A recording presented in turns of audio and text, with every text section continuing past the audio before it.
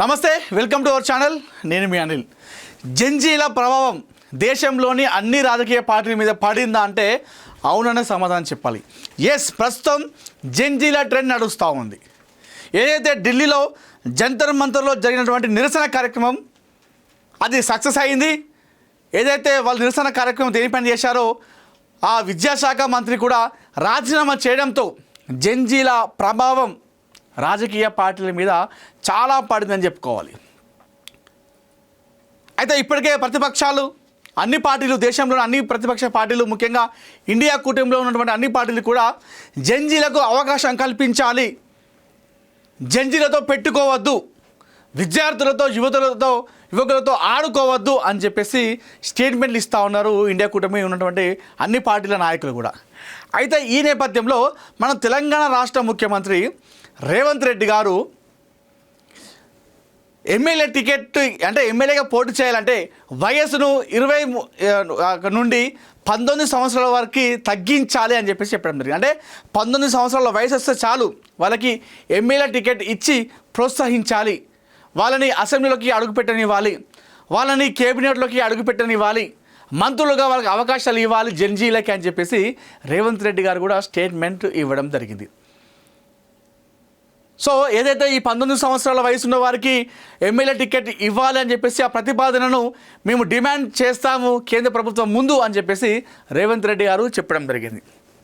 అయితే నెక్స్ట్ భవిష్యత్ అంతా కూడా జెన్జీలే కాబట్టి నెక్స్ట్ ఆయా రాష్ట్రాలు ఆ ప్రభుత్వాలు ఏర్పాటు చేయాలంటే, ప్రభుత్వాలు అధికారాన్ని చేపట్టారంటే జెన్జీల ఎక్కువ ఓటర్లు వాళ్ళే కాబట్టి నెక్స్ట్ అంతా జెన్జీలే కావచ్చు. అయితే ఆ జెన్జీలకి ఎక్కువ అవకాశాలు కల్పించే విధంగా అడుగులు వేస్తూ ఉన్నారు అన్ని రాజకీయ పార్టీలు. ఈ నేపథ్యంలో తెలంగాణ రాష్ట్ర సర్కార్ ప్రస్తుతం ఉన్నటువంటి ఎవరైతే ఎమ్మెల్యేగా ఉన్నారో అందులో ఉన్నటువంటి జెన్జీలకు క్యాబినెట్లో అవకాశం ఇవ్వాలని చెప్పేసి చూస్తూ ఉంది. ఇప్పటికే రేవంత్ రెడ్డి గారు తెలంగాణ కాంగ్రెస్ పార్టీ ఇదే డిమాండ్ కూడా చేస్తూ ఉంది.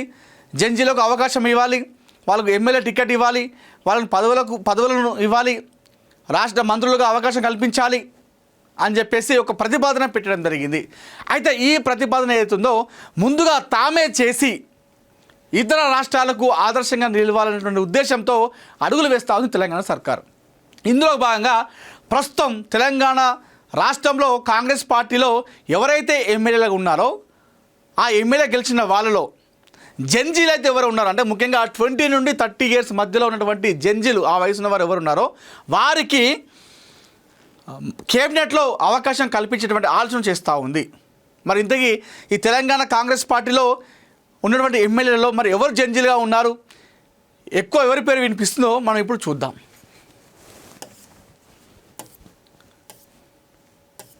రైట్, మొదటగా వినిపిస్తున్న పేరు మైనంపల్లి రోహిత్.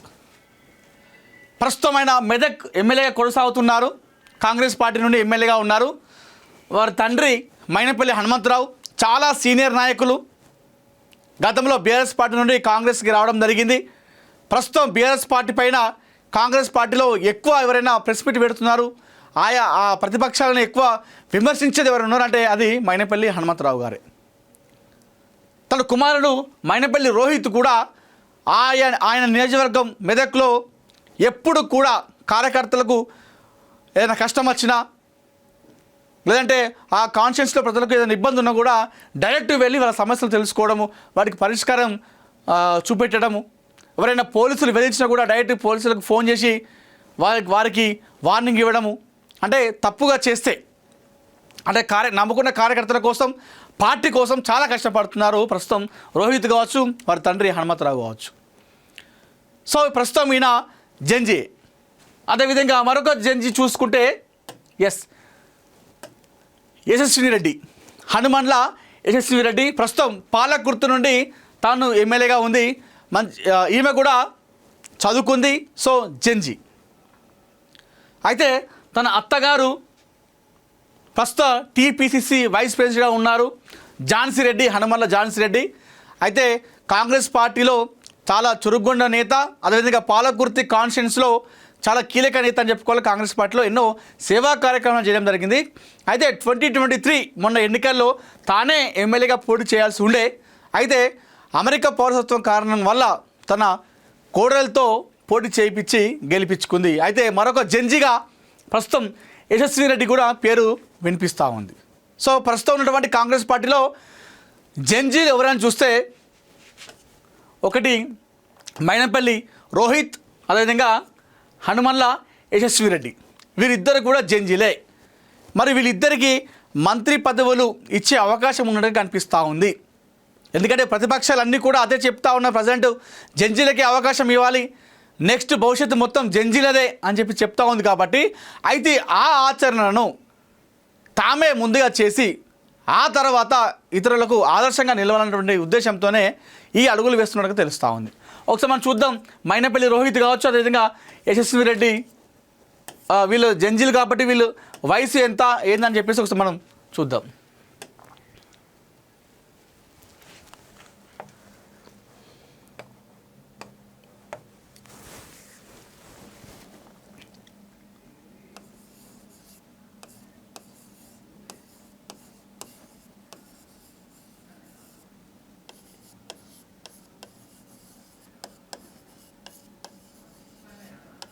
సో తెలంగాణ క్యాబినెట్లో జంజీలకు అవకాశం కల్పించేటువంటి కనిపిస్తూ ఉన్నాయి ఎక్కువగా.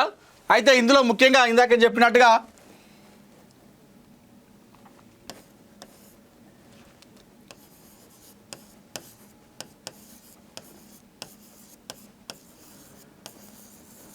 మైనంపల్లి రోహిత్, సో ఇతని వయసు వచ్చేసి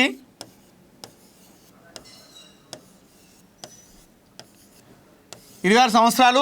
ప్రస్తుతం మెదక్ నుండి ఆయన ఎమ్మెల్యేగా ఉన్నారు. దాంతో పాటుగా ఆయన వయసు 26 ఇయర్స్ అంటే జంజీ. దాంతో పాటుగా తన తండ్రి కూడా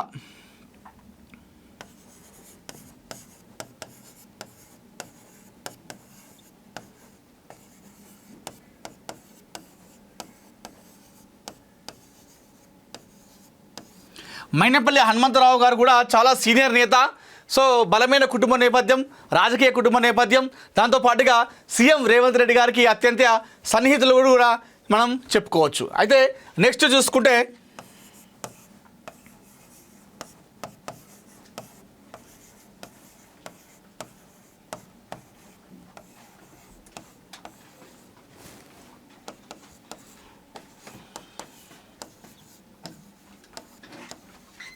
హనుమన్ల యశస్వి రెడ్డి.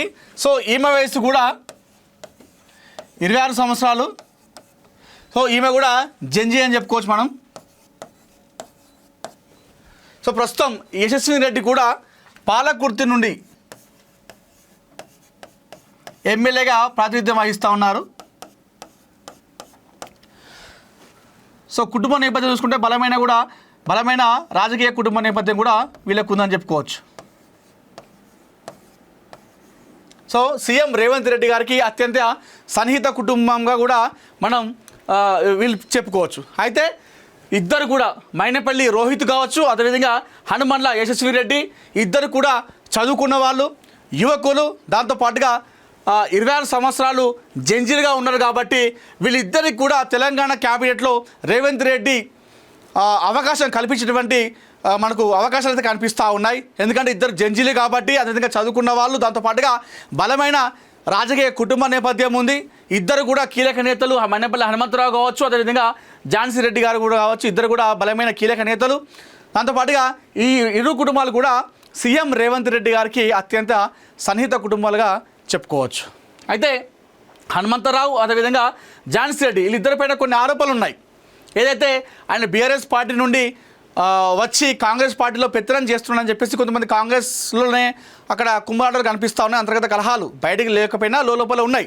దాంతోపాటుగా ఇక్కడ ఝాన్సీ రెడ్డికి పైన కూడా కొన్ని ఆరోపణలు ఉన్నాయి. ఏంటంటే యశస్వి రెడ్డి పేరుకే ఎమ్మెల్యే, పెత్తనం మొత్తం కూడా తన అత్తగారే చేస్తారు. ఝాన్సీ రెడ్డిదే పేరుకు మాత్రమే ఎమ్మెల్యే తాను, కానీ ఝాన్సీ రెడ్డి మొత్తం చూసుకుంటారని చెప్పేసి కొన్ని ఆరోపణలు కనిపిస్తున్నాయి. మరి ఇలాంటి ఆరోపణల నేపథ్యంలో వీళ్ళకి ఇచ్చే అవకాశం ఉందా?